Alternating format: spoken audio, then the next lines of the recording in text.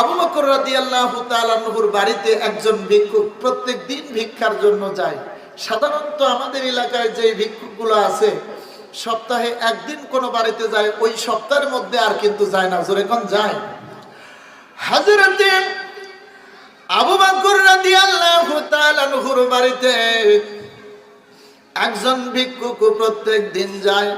হযরতে আসমা রাদিয়াল্লাহু তাআলা আনহা তাকে ভিক্ষা দেয়, প্রত্যেক দিন খাবারের জন্য সায়েল করে। হযরতে আসমা রাদিয়াল্লাহু তাআলা আনহা ওই ব্যক্তিকে খাবার দেয়। যদি প্রত্যেক দিন আসে, ওই লোকটার পরিচয় জানার জন্য অন্তরের মধ্যে আগ্রহ জাগে কি জাগে না? যখন অপরিচিত লোক যদি আসে তখন আগ্রহ জাগে না? হযরতে আসমা রাদিয়াল্লাহু তাআলা আনহা ওই ফকিরকে ডেকে বলতেছে, বাবাজি, প্রত্যেক দিন আমাদের বাড়িতে ভিক্ষার জন্য আসেন, একদিন সাধারণত সপ্তাহে এক ফকির আসলে আর ওই ফকির ওই সপ্তাহের মধ্যে আসে না। আপনি প্রত্যেক দিন আমাদের বাড়িতে ভিক্ষার জন্য আসেন এবং খাবারের জন্য আবদার করেন। আপনার চেহারা তো দেখে মনে হয় না আপনি আমাদের এলাকার লোক। বলেন তো, অন্য এলাকার লোক যদি আমাদের এখানে আসে, তার কথাবার্তা দেখে, চালচলন দেখে, চেহারা দেখো বোঝা যায় না যে এটা এখানকার লোক না? হযরতে আসমাকে ডাক দেয়া বলতেছে, মা, তোমাকে যদি আমি বিষয়টা বলি তুমি বিষয়টা বুঝতে পারবে না, তোমার বাবাকে সঙ্গে করে নিয়ে আসো। তোমার বাবাকে যদি আমি বিষয়টা বুঝাতে পারি, তিনি আমার বিষয়টা বুঝতে পারবেন। হযরতে আসমা রাদিয়াল্লাহু তাআলা আনহা সেই দিনের মতো চলে যায়। পরবর্তী দিন আবার যখন ওই লোকটা এসেছে, হযরতে আবু বকর রাদিয়াল্লাহু তাআলা আনহু ওই দিন বাড়িতে ছিলেন। আসমা ডাক দিয়ে বলতেছে, আব্বাজান, এই লোকটা প্রত্যেক দিন আমাদের বাড়িতে ভিক্ষার জন্য আসে এবং খাবারের জন্য সায়েল করে, আমি প্রত্যেক দিন তাকে খেতেও দেই। এই লোকটার চেহারা দেখে তো মনে হয় না তিনি আমাদের এই আরবের লোক। আমি তার কাছ থেকে জানতে চেয়েছিলাম, বলেছিলাম, বাবাজি, আপনাকে তো দেখে মনে হয় না আপনি আরবের লোক, আপনার পরিচয়টা একটু জানতে চাই। আব্বাজান, ওই লোকটা আমাকে বলেছিল, মা, তোমার কাছে যদি আমি বিষয়টা বলি তুমি বিষয়টা বুঝতে পারবে না, তোমার বাবাকে সঙ্গে করে নিয়ে এসো, তোমার বাবা আমার বিষয়টা বুঝতে পারবেন এবং তোমাকেও বোঝাতে পারবেন। হযরতে আবু বকর রাদিয়াল্লাহু তাআলা আনহু যখন লোকটার কাছে আসলো, আসার পরে বলতেছে, বাবাজি, আপনার পরিচয়টা একটু জানতে চাই। হযরতে আবু বকর রাদিয়াল্লাহু তাআলা আনহুকে ডাক দিয়ে বলতেছে, হুজুর, আমি আপনার কন্যাকে বলেছিলাম আপনাকে সঙ্গে করে আনার জন্য, আপনি আমার বিষয়টা বুঝতে পারবেন না। হুজুর, আপনিও আমার বিষয়টা বুঝতে পারবেন না, আমাকে যদি আপনি নিয়ে চলেন সাইয়্যিদুল মুরসালিন রাহমাতুল লিল আলামিন মুহাম্মাদুর রাসূলুল্লাহ, গলার মধ্যে একটাই গেছে না, সাল্লাল্লাহু আলাইহি ওয়াসাল্লামের দরবারে আল্লাহর নবীর কাছে যদি আমি বিষয়টা বলি, আল্লাহর নবী বিষয়টা বুঝতে পারবেন এবং আপনাকেও বুঝায়া দেবেন। হযরতে আবু বকর রাদিয়াল্লাহু তাআলা আনহু একটু সালে একটু দরুদ পড়েন, আল্লাহুম্মা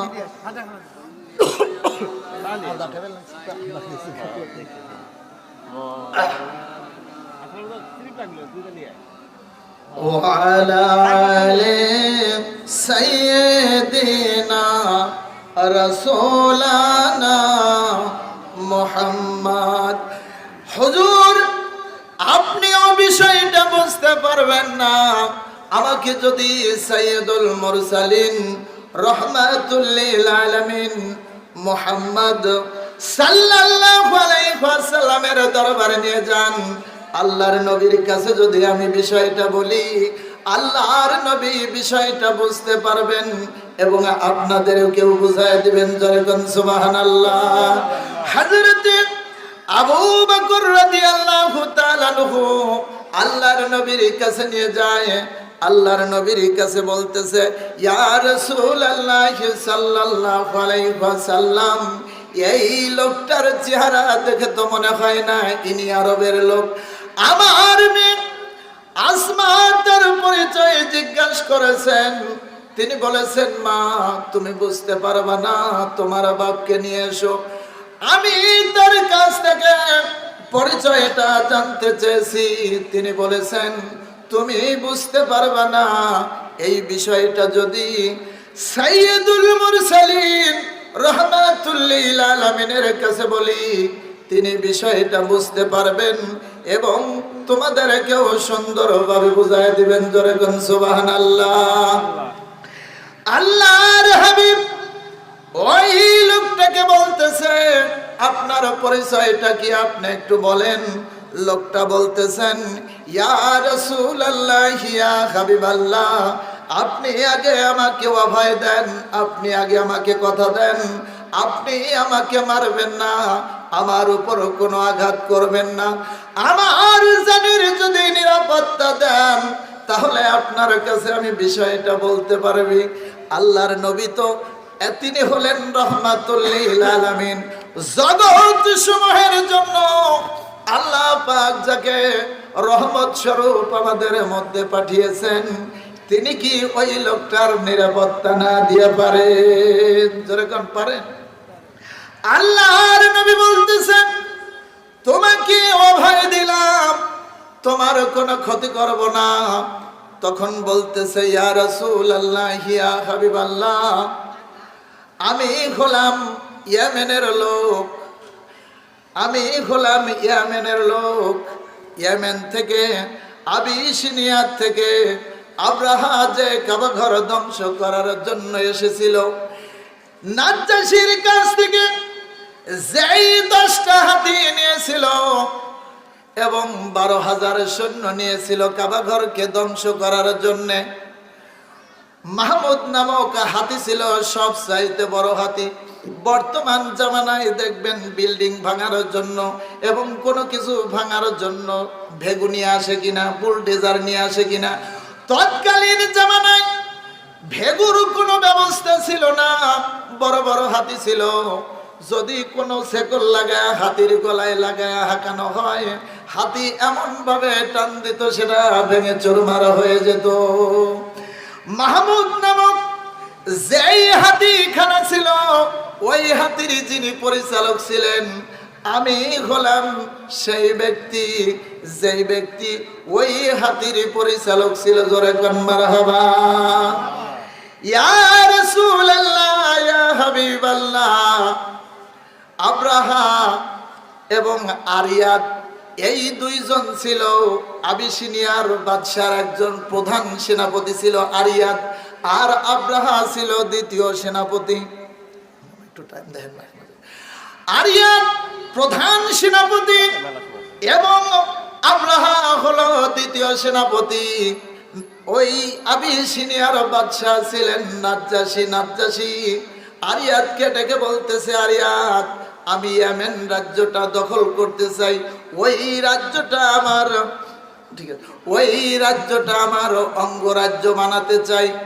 আরিয়াদ বলতেছে, আমি ওই রাষ্ট্র মুহূর্তের মধ্যে আপনাকে দখল করে দিতে পারি, কিন্তু আমার একটা আবদার রয়েছে। এই আবদার যদি আপনি মেনে নেন তাহলে ওই রাষ্ট্রটা মুহূর্তের মধ্যে দখল করে আপনাকে ফিরায় দিতে পারি। নাজ্জাশী বলতেছে, তোমার মনের আকাঙ্ক্ষা কি? লোকটা বলতেছে, আরিয়াদ বলতেছে, ইয়েমেন রাজ্য যখন দখল করব, ওই রাজ্যের গভর্নর যদি আমাকে বানায়া দেন, মুহূর্তের মধ্যেই আবিসিনিয়া ওই ইয়েমেন রাজ্যটাকে আবিসিনিয়ার অঙ্গরাজ্য বানায়া দেব। বাদশা বলছে, ঠিক আছে, তুমি যদি ওইটা দখল করে দিতে পারো তখন তোমাকে সেখানকার গভর্নর বানায় দেব। তখন দুইজন চলে গেল, বললো যতগুলো সৈন্যের দরকার সৈন্য সামন্ত নিয়ে যাও। প্রধান সেনাপতি ছিলেন আরিয়াদ, আর দ্বিতীয় নম্বরে ছিলেন হচ্ছে আব্রাহা। যখন রাজ্যটা দখল হয়ে গেল, যখন যুদ্ধ শুরু হয়, বলেন তো ওই রাজ্যের বিল্ডিং, পুল, ব্রিজ, কালপাট সবকিছু ধ্বংস করে ফেলে না? সব ধ্বংস করে তখন রাজ্যটা যখন দখল করে নিয়ে আসলো, নাজ্জাশীকে বলল, বাদশাহ নামদার, আপনার ওয়াদা অনুযায়ী এই ইয়েমেন রাজ্যটা দখল করেছি, এখন ওই রাষ্ট্রের গভর্নর এখন আমাকে বানায় দেন। আব্রাহা বলতেছে যে সে তো প্রধান সেনাপতি, ও তো খালি ওয়াইল্ডলেস হাতে করে বসে আছে, ও তো কোনো যুদ্ধ করে নাই। যুদ্ধের সৈন্য কোন জায়গায় কোনটা খাটাতে হবে, কি কৌশলে যুদ্ধ করতে হবে, এইটা তো আমি পালন করেছি, কাজেই ওইখানকার গভর্নর আমি হতে চাই। দুইজনের মধ্যে দ্বন্দ্ব লেগে গেছেন। তখন আবিসিনিয়ার বাদশাহ নাজ্জাশী বলতেছে, তাহলে এখন তোমরা দুইজনে দুইজনে যুদ্ধ করো, কে কাকে পরাজিত করতে পারো। তখন দুইজনের মধ্যে ফাইট শুরু হয়ে গেল। আব্রাহা আরিয়াদকে হত্যা করলো। হত্যা করার পরে নাজ্জাশী তখন আব্রাহাকে ইয়েমেনের গভর্নর বানায় দিলেন। ইয়েমেনের গভর্নর হওয়ার পরে সমস্ত কার্যক্রম পরিচালনা করতে লাগলেন, কিভাবে সংস্কার করা যায়। বাংলাদেশ সংস্কার হচ্ছে কি হচ্ছে না, এখন বিভিন্ন সাইড দিয়ে সংস্কার হচ্ছে কি হচ্ছে না। যখন সেখানকার সরকার পতন হয়ে যায়, কি হয় না, একজন তো হাল ধরতে হবে, হাল ধরতে হবে না? ইয়েমেনের হাল ধরলেন আব্রাহা। এরপরে যখন হজের সময় চলে আসলো, হজের সময় চলে আসলে হজ করার জন্য যখন যায়, 40 থেকে 45 দিন পর্যন্ত সেখানে অবস্থান করতে হবে। খাওয়া দাওয়ার দরকার আছে কিনা, অর্থ সামগ্রী যা কিছু নেওয়ার দরকার সেইগুলো নিয়ে যখন রওনা দিচ্ছেন, আব্রাহা চিন্তা করলেন যে এই লোকগুলো কোথায় যায়। তখন যারা ধর্মভীরু লোক ছিল, তখন ওই ইসলাম ধর্ম আসে নাই। এই ঘটনা ঘটেছিল রাসূল পাক সাল্লাল্লাহু আলাইহি ওয়াসাল্লামের জন্মের 40 থেকে 50 দিন পূর্বে। জোরে কোন সুবহানাল্লাহ। আব্রাহাকে বলতেছে, এই লোকগুলো বাইতুল্লাহ কাবা ঘর জিয়ারত করার জন্য, তাওয়াফ করার জন্য মক্কা ভূমিতে যাচ্ছে। আব্রাহা চিন্তা করলো, ওই কাবার মতো আর একটা কাবা যদি এই ইয়েমেনে তৈরি করতে পারি, আর এলাকার লোকদেরকে সেইখানে আহ্বান করতে পারি, ওই কাবার তাওয়াফ বাদ দিয়া এখানে তারা তাওয়াফ করবে। জোরে কোন নাউজুবিল্লাহ। ওই ঘরটা কার? ওই ঘরটা কার? ঘরটা হলো আল্লাহর ঘর। আল্লাহর ঘর, এই ঘরের বিপক্ষে কি আর কোন ঘর তৈরি করা যায়? জোরে কোন যায়? একটু আমার সঙ্গে দরুদ পড়েন, আল্লাহুম্মা। কিছু মনে করেন না।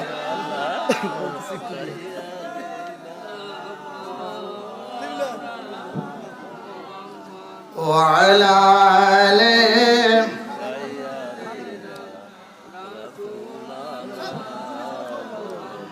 আব্রাহা কাবার মতো করে আর একটা কাবা নির্মাণ করতে শুরু করলেন। বললেন, একটা রাজ্যের অঙ্গরাজ্য আর একটা হয়, একটা ঘরের বিপরীতে আর একটা হয়, কিন্তু যেটা আমাদের কেবলা, যেইটা কাবা ঘর, এর বিপরীতে কি আর কোন ঘর তৈরি করা যাবে? জোরে কোন যাবে? এর বিপরীতে কোন ঘর তৈরি করা যাবে না। তৎকালীন জামানায় খ্রিস্টান ধর্ম ছিল সত্য ধর্ম। খ্রিস্টানদের যিনি পাদ্রী ছিলেন, তারা লোকজনদেরকে বললেন যে তোমরা বাধা প্রদান করো। অনেকগুলো যুবক তখন তৈরি করলেন, কিন্তু আব্রাহার সঙ্গে পারে না।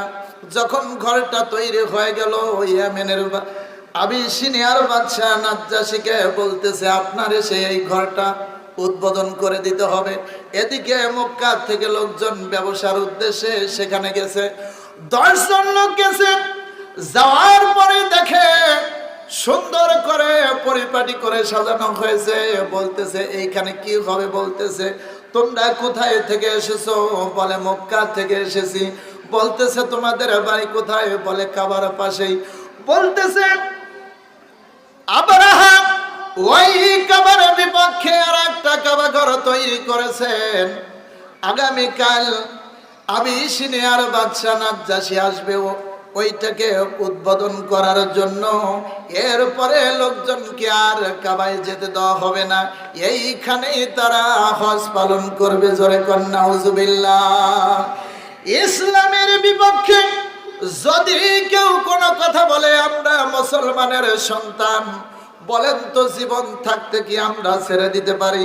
কাবা ঘর হলো আল্লাহর ঘর, সেই ঘরের বিপক্ষে যদি আর একটা ঘর বানায়, বলেন তো যার অন্তরের মধ্যে ঈমান আছে সে কি আর চুপ করে থাকতে পারে?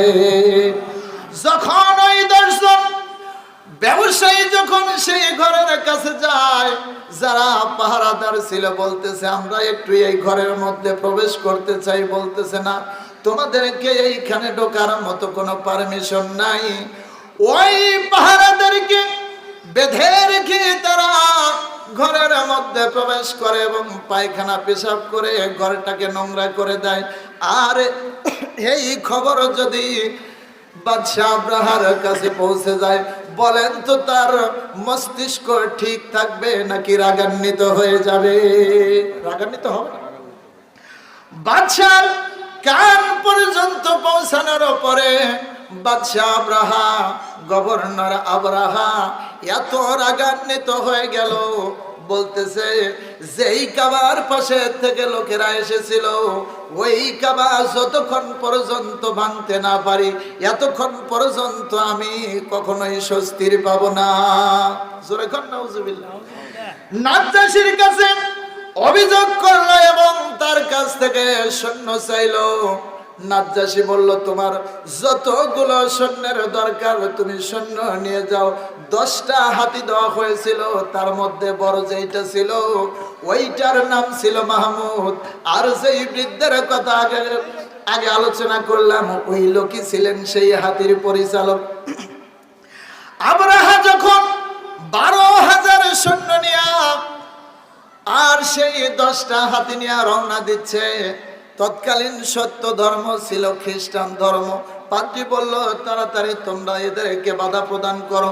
বাধা প্রদান করার পরে যখন তাদের শক্তির সাথে না পারে, বলেন তো 12,000 সৈন্য আর ওই রকম বড় হাতি নিয়ে যদি আক্রমণ করে, আমাদের মতো আর সাধারণ লোকজন কি তাদের সাথে মোকাবেলা করে পারে? জোরে কোন পারে?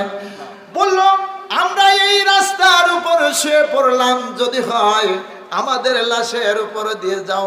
যার মাথার মধ্যে মানে জাহিলিয়াত ঢুকেছে সে কখনোই ভালো মন্দ বিচার করবে না, সে শুধু টার্গেট যে আমাকে এইটা হাসিল করতেই হবে, এটা না। তাদেরকে যখন হাতি দ্বারা পদদলিত করে কাবার দিকে রওনা দেয়, পাদ্রী তখন ওই সকল লোকদেরকে বলতেছে, আর তোমাদের জীবন দেওয়ার দরকার নাই। যারা শহীদ হয়ে গেছে ওই লোকগুলোকে সঙ্গে করে নিয়া আল্লাহর দরবারে হাত তুলে দোয়া করে, রব্বুল আলামিন তোমার ঘর তুমি হিফাজতকারী, আল্লাহ আমাদের যতটুকু সাধ্য ছিল আমরা চেষ্টা করেছি, কিন্তু তাদেরকে প্রতিহত করতে পারি নাই। 2 চোখের পানি ছেড়ে দিয়া লাশকে সঙ্গে করে নিয়া যখন আল্লাহ পাকের দরবারে দোয়া করে, আমার আল্লাহর নাম রহমান, আমার আল্লাহ পাকের দরবারে তাদের ওই চোখের পানি মঞ্জুর হয়ে যায়। জোরে কোন সুবহানাল্লাহ। আমার আল্লাহ পাকের রহমতের দরিয়ায় জোশ মেরে যায়। পাদ্রী এমন ভাবে 2 চোখের পানি ছেড়ে দিয়া কাঁদে, কাঁদতে কাঁদতে ইলহামের মাধ্যমে জানতে পারে তার দোয়া কি আল্লাহর দরবারে কবুল হয়ে গেছে। পাদ্রী তখন বলতেছে, আমরা দোয়া করলাম আল্লাহর দরবারে দোয়া কবুল হয়ে গেছে, আল্লাহর পক্ষ থেকে সাহায্য আসবে, আল্লাহ পাক তার ঘরকে হেফাজত করবে। জোরে কোন সুবহানাল্লাহ।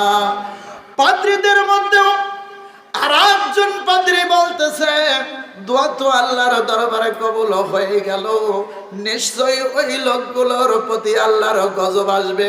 ওই গজবগুলো চোখে দেখার জন্য আগ্রহ মনের মধ্যে আছে কি নাই? জোরে কোন আছে? নাসের নামক একজন পাদ্রী প্রধান পাদ্রীকে ডেকে বলতেছে, আপনি অনুমতি দেন, আব্রাহা পৌঁছানোর পূর্বেই আমি মক্কায় অন্য রাস্তা দিয়ে পৌঁছায় যাব। কি ধরনের শাস্তি আল্লাহ পাক তার তরফ থেকে প্রদান করেন, এই দৃশ্যগুলো দেখার জন্য আমি যেতে চাই। প্রধান পাদ্রী তাকে অনুমতি দিলেন। তখন তিনি রওনা দিলেন আর এক রাস্তা দিয়া। যত দ্রুত যাওয়া যায় তত দ্রুত পৌঁছে গেলেন। কাবার পাশেই রয়েছে জমজম কূপ। এখন তো বন্ধ করে দিয়েছে, এখন তো দেখার কোনো কায়দা নাই, শুধু পানির ব্যবস্থা করা আছে। জমজমের পানি এবং খেজুর নিয়া কাবার পাশেই রয়েছে জাবালে আবু কুবাইস পাহাড়। আউয়ালু খালাকাল্লাহু জাবালে, আল্লাহ পাক জাবালে আবু কুবাইস পাহাড় সর্বপ্রথম নির্মাণ করেছেন। কিন্তু বর্তমানে সৌদির বাদশা ওই পাহাড়টা কেটে এখন তার বাসভবন বানিয়েছে। সাফা পাহাড়ের পাশেই হচ্ছে জাবালে আবু কুবাইস পাহাড়। যারা গেছেন তারা, জাহাজি সাহেবরা আছেন, দেখেছেন। ওইটাই হলো পৃথিবীর মধ্যে সবচেয়ে বড় প্রথম পাহাড়। তার পাশেই আছে রাসূল পাক সাল্লাল্লাহু আলাইহি ওয়াসাল্লামের বাসা। এখন ওখানে অনেকগুলো পাহাড় আছে। আর তার পাশেই আছে আবু জেহেলের বাড়ি এবং ওখানে আছে মারুয়া পাহাড়। ওইখান থেকে ওই জাবালে আবু কুবাইস পাহাড়ে গুহায় গিয়ে আশ্রয় নিতে থাকে, আশ্রয় নিয়ে লক্ষ্য করতে থাকে আর তাদের দিকে চেয়ে থাকে। তার কিছু ফাঁকেই আছে ওয়াদিয়া মুহাসসার, যেইখানে গাড়ি থামানো নিষেধ, আল্লাহ পাক ওইখানেও নিয়েছিল। যেইখানে আল্লাহ পাক আবাবিল পাখির দ্বারা, আবাবিল ওই পাখির দ্বারা আব্রাহাকে ধ্বংস করেছে। বেশি দূরে নয়, জাবালে আবু কুবাইস পাহাড় থেকে ওই ওয়াদিয়া মুহাসসার জায়গাটা দেখা যায়। আল্লাহ পাক ওখানে আমাকে দেখাইছেন। ওই ওয়াদিয়া মুহাসসার জায়গায় যখন আব্রাহা সৈন্য বাহিনী নিয়ে আসে, আসার পরে যখন কাবার দিকে যাবে, আল্লাহ পাক তাদের চোখের উপর পর্দা মেরে দেয়। জোরে কোন আল্লাহু আকবার। রাস্তা তাদের চোখে পড়ে না, যেই দিকেই যায় শুধু পাহাড়, যেই দিকেই যায় শুধু পাহাড়। ওই দিকখানে তারা 3 দিন পর্যন্ত অবস্থান করে এবং তাদের কাছে যেই খাবারগুলো ছিল ইতিমধ্যেই শেষ হয়ে গেছে। এরপরে আব্রাহাকে তার লোকেরা বলতেছে, আমাদের তো খাবার ফুরায় গেল, এখন আমরা কোথায় থেকে খাবার পাই? বলতেছে, পাশেই তো মাঠ রয়েছে, উট দুম্বা ছাগল রয়েছে, যেটা পারো ধরে এনে তোমরা খাও। রাসূল পাক সাল্লাল্লাহু আলাইহি ওয়াসাল্লামের দাদার নাম ছিল আব্দুল মুত্তালিব। বলেন নাম কি? আব্দুল মুত্তালিব ছিলেন ওই কাবার মুতাওয়াল্লির দায়িত্ব, রক্ষণাবেক্ষণের দায়িত্ব। বিদেশ থেকে যেই সকল লোকেরা যায় তাদেরকে পানি পান করায় এবং তাদের কি প্রয়োজন সেইগুলোর চাহিদা মেটায়। আর সকালবেলা কাবাঘরটা তিনি ঝাড়ু দেন। এইটার রক্ষণাবেক্ষণের দায়িত্ব ছিল আব্দুল মুত্তালিবের। যখন আব্দুল মুত্তালিবের ছাগলের পাল এবং উটগুলো ধরে নিয়ে এসেছে, খবর পৌঁছে গেল। আর ওই রাখালেরা আব্রাহাকে বলতেছে, তোমরা কি জানো কার ছাগল তোমরা ধরে এনেছো? এইটা হলো কাবার মুতাওয়াল্লি হযরতে আব্দুল মুত্তালিবের ছাগলের পাল। যদি তোমরা এখান থেকে একটা ছাগল ধরো, একটা ছাগল যদি জবাই করো, তোমাদের অবস্থা কিন্তু ঠিক থাকবে না। খবর পৌঁছে গেল আব্দুল মুত্তালিবের কাছে। আব্দুল মুত্তালিব চলে আসলেন। আসার পরে বললেন যে, আমার যেই ছাগলের পালগুলো ধরে নিয়ে আসা হয়েছে, আমার ছাগলের পালগুলো আমাকে দিয়ে দাও। নাজ্জাশী বলতেছে, তুমি কে? বলতেছে, আমি কাবার মুতাওয়াল্লি। বলতেছে, কাবা ধ্বংস করার জন্য এসেছি, এইটা কি তুমি জানো না? বলতেছে, অবশ্যই জানি। জানার পরেও এই ছাগল নেওয়ার জন্য আসলে, অথচ বাধা প্রদান করার জন্য কেন আসলে না? বলতেছে, ওই ঘরটা হলো আল্লাহর, ওইটা হেফাজত করার দায়িত্ব হলো আল্লাহর। জোরে কোন আল্লাহু আকবার। এরপরে সেখান থেকে চলে আসলেন। আব্দুল মুত্তালিব চিন্তা করলেন, ওদের সঙ্গে মোকাবেলা করার তো ক্ষমতা আমার নাই। আব্দুল মুত্তালিব লোকজনদেরকে সঙ্গে করে নিয়ে কাবার গেলাম ধরে যখন দুই চোখের পানি ছেড়ে দিয়া আল্লাহর দরবারে দোয়া করে বলে, আল্লাহ এই ঘরের রক্ষণাবেক্ষণের দায়িত্ব দিয়েছো, আল্লাহ এই ঘরের সকালবেলা উঠে এই ঘরটা ঝাড়ু দেই এবং যাদের যে সাহায্য সহযোগিতার দরকার হয় এইটা করি, কিন্তু তোমার ঘর ভাঙার জন্য আব্রাহাম 12,000 সৈন্য নিয়ে আসছে। আল্লাহ তোমার ঘর তুমি তোমার কুদরতি ভাবে রক্ষা করো।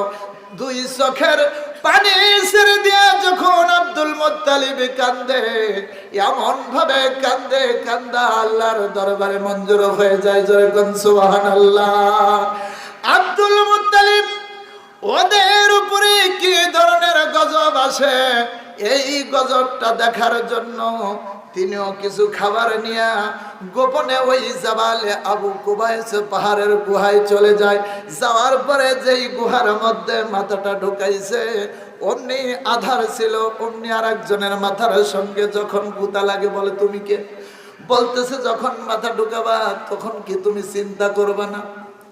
বলতেছে, এত উঁচু পাহাড় আর এইখানে এই সময় কে আসবে? বলতেছে, তুমি কিসের জন্য এসেছো?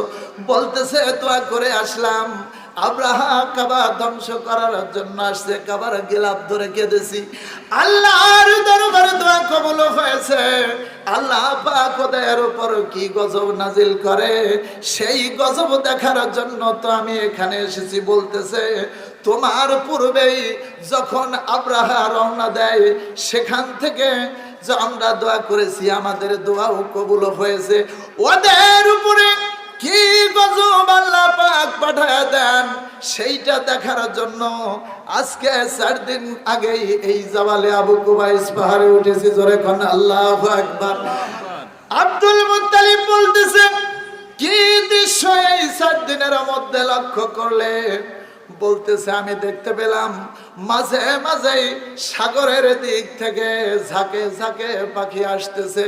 ওই পাখির আকৃতি হলো এত সুন্দর, পাগুলো লাল বর্ণের, ঠোঁটটাও লাল বর্ণের, এবং তাদের মুখে এবং 2 পায়ে 3টা করে কঙ্কর রয়েছে। এই দৃশ্যগুলো দেখি আসে কাবার আরব সাগরেও আমরা গেছি, হয়তো এখানে যারা হাজি আছেন গেছেন কিনা জানি না। পানিগুলো দেখলাম বিভিন্ন রঙের, অন্তরটা ভরে গেল। সেই সাগরের দিক থেকে পাখিগুলো আসে কাবার উপর দিয়ে, তাওয়াফ করে আবার চলে যায়। এই দৃশ্যগুলো আজ কয়েকদিন পর্যন্ত লক্ষ্য করতেছি। জোরে কোন আল্লাহু আকবার। যেই বৃদ্ধের কথা বলেছি, আবু বকর যে লোকটাকে আল্লাহর নবীর কাছে নিয়ে এসেছিলেন, সেই লোকটা আল্লাহর নবীকে বলতেছেন, ইয়া রাসূলুল্লাহ, ইয়া হাবিবাল্লাহ, মাহমুদ নামক যে হাতিটা ছিল, ওই হাতির পরিচালক ছিলাম আমি। আমরা যখন যাই রাস্তা খুঁজে পাই না, সামনে যাই দেখি পাহাড়, আবার আরেক দিকে যাই দেখি পাহাড়। তখন মনে করলাম ওইটা তো আল্লাহর ঘর, আমাদের মৃত্যু নিশ্চিত, অবশ্যই আল্লাহর গজব আসবে। আমি তখন অন্তরে অন্তরে আল্লাহর কাছে তওবা করেছি, আল্লাহ যদি আমি জানতে পারতাম তোমার কাবার ঘর ধ্বংস করার জন্য আসতেছে, আমি আসতাম না। কিন্তু যদিও চেষ্টা করতাম, হয়তো সরকারি দায়িত্বে নিয়োজিত আছি, আর ওই হাতি আমি ছাড়া তো কেউ চালাতে পারে না, হয়তো আমাকে আসতে হতো। আল্লাহ তোমার দরবারে ফরিয়াদ করে আমার জানটা বাঁচায় দাও। আল্লাহ তোমার সত্য দিন গ্রহণ করতে চাই। মানুষ যখন খালেস অন্তঃকরণে আল্লাহর কাছে দোয়া করে, আমার আল্লাহর নাম রহমান, আমার আল্লাহ পাক কবুল করে নাই। তখন বলতেছে, যখন আমরা কোনো কুল কিনারা পেলাম না, 3 দিন পর্যন্ত ওই ওয়াদি মুহাসসারে অবস্থান করলাম। পাখিগুলো আমাদের উপর আসে আবার চলে যায়। দেখতে পেলাম কাবার চতুর্দিক দিয়ে 2.5টা পাক দিয়ে আসলো। আসার পরে ওই পাখিগুলো যখন আমাদের উপর ওই বোমগুলো নিক্ষেপ করতে লাগলো, তখন 2টা পড়ার সঙ্গে সঙ্গেই আমি অজ্ঞান হয়ে যাই। কোথায় যাই সেটা বলতে পারবো না। ইয়া রাসূলুল্লাহ, ইয়া হাবিবাল্লাহ। কয়েকদিন পরে আমি দেখতে পেলাম আমি একটা গুহার মধ্যে রয়েছি। আর আব্দুল মুত্তালিব বলেন যে আমরা ওই দৃশ্যগুলো দেখতে পেলাম, পাখিগুলো আসে ওই নাসের এবং আব্দুল মুত্তালিব জাবালে আবু কুবাইস পাহাড়ে আসে না নাই, জাবালে আবু কুবাইস পাহাড় থেকে লক্ষ্য করতেছে দলে দলে ঝাঁকে ঝাঁকে পাখিগুলো আসে। তাদের উপর যখন সেই বোমাগুলো ছেড়ে চলে যায় তারা ওইখানে ধ্বংস হয়ে যায়। জোরে কোন মারহাবা। যখন তারা ধ্বংস হয়ে গেল, আবু নাসের এবং আব্দুল মুত্তালিব চলে গেলেন ওয়াদি মুহাসসার। যাওয়ার পরে যেই পাথরগুলো দেখলেন, দেখার পরে দেখলেন ওই পাথরের সঙ্গে আল্লাহ পাক ফেরেশতাদের মাধ্যমে নাম লিখিয়ে দিয়েছে। কোন পাখি কোন পাথরটা বহন করবে সেই পাখির নাম লেখা রয়েছে। আর এক পৃষ্ঠে কার গায়ের উপর ওই পাথরটা পড়বে সেই নামটাও আমার আল্লাহ পাক লিখে দিয়েছেন। জোরে কোন মারহাবা। আল্লাহ রাব্বুল আলামিন আয়াতে কারিমা নাযিল করে জানিয়ে দেন, আলাম তারা কাইফা ফাআলা রাব্বুকা বিআসহাবিল ফিল। হে রাসূল, আপনি কি দেখেন নাই আমি হাতিওয়ালাদের সহিত কিরূপ ব্যবহার করেছিলাম? এখন আপনাদের বুঝে আসতেছে কি বুঝে আসতেছে না?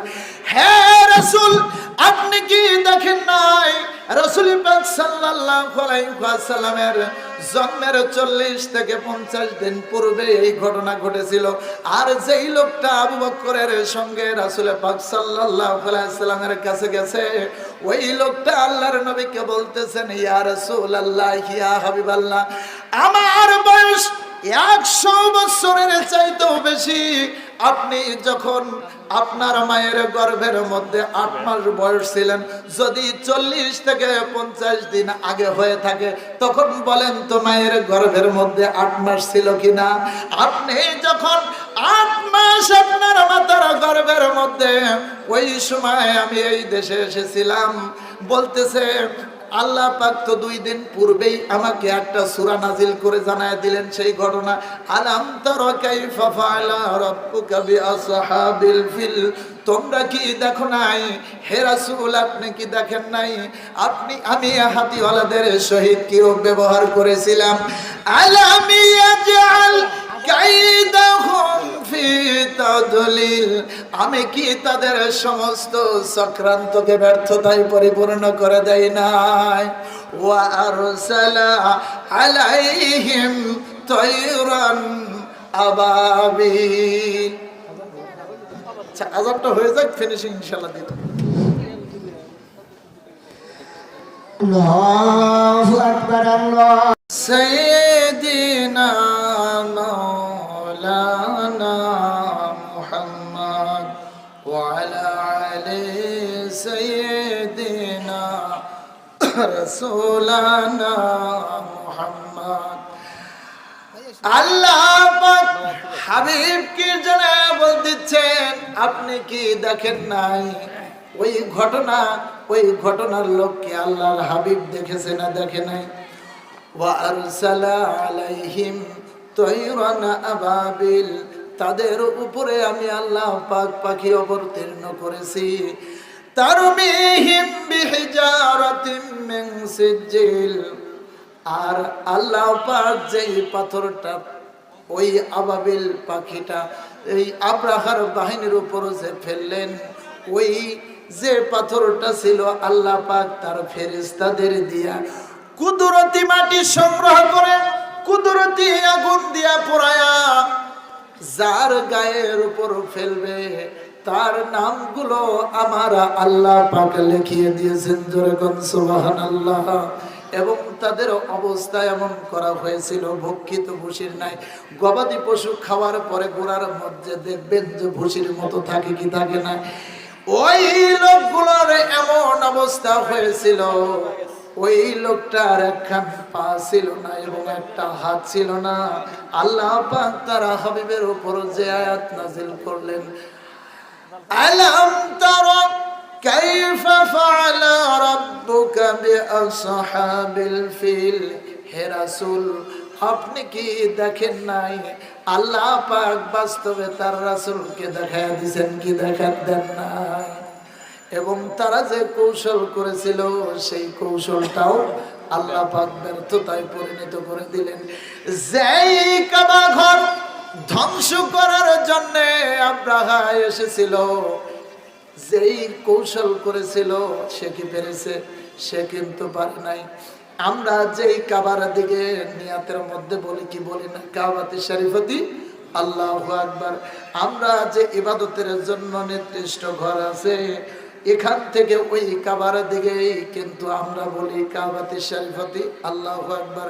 কিবলার চতুর্দিক থেকেই কিন্তু মানুষ দাঁড়ায়। আমি ওই কাবা ঘরের চতুর্দিক দিয়ে এক এক ওয়াক্ত নামাজে এক এক জায়গায় দাঁড়িয়ে পড়েছি। আল্লাহ পাক তৌফিক দিয়েছেন। এখন বর্তমানে এরামের কাপড় ছাড়া আর ওখানে যাওয়া সম্ভব নয়। আগেও অন্য পোশাক পরে যেতে পারতো, কিন্তু এখন এরামের কাপড় না পরে ওই কাবার চত্বরে যাওয়া সম্ভব নয়, কারণ জনসংখ্যা বৃদ্ধি হয়ে গেছে। একটা ব্যবস্থা তো করতেই হবে। মান বানাআ লিল্লাহি মাসজিদান বানাল্লাহু লাহু বাইতান ফিল জান্নাহ। যে ব্যক্তি দুনিয়ায় একটা মসজিদ বানাবে, আল্লাহ পাক তার জন্য জান্নাতে একটা ঘর বানাবেন। এই মসজিদের জন্য কে আছেন? আসুন যে আমরা দুনিয়ায় এই মসজিদে কিছু মসজিদ বানানোর জন্য কিছু টাকা দান করব, বিনিময়ে আল্লাহ পাক আমাদের জন্য জান্নাতের মধ্যে ঘর বানাবেন। আমি আমার মা বাবার জন্য 500 টাকা দান করলাম। আল্লাহ পাক দান কবুল করুন। সকলে বলেন আমিন। আসুন, আমি আপনাদের এলাকার ছেলে, কে আসুন যার মা বাবা হারিয়ে গেছে? আচ্ছা, আমার ভাই শরীফুল ইসলাম, এডমন ধান, আসুন। মারহাবা মারহাবা। আল্লাহ পাক তোমায় ভাইয়ের দানকে কবুল করুন। আসুন, অল্প টাইম, নামাজের আগেই ছেড়ে দেবো, জামাতের আগে ছেড়ে দেবো। আমি গুনাহগার, আপনাদের গ্রামের সন্তান, একটু দোয়া করব। এই হাত দিয়ে কাবার গেলাম।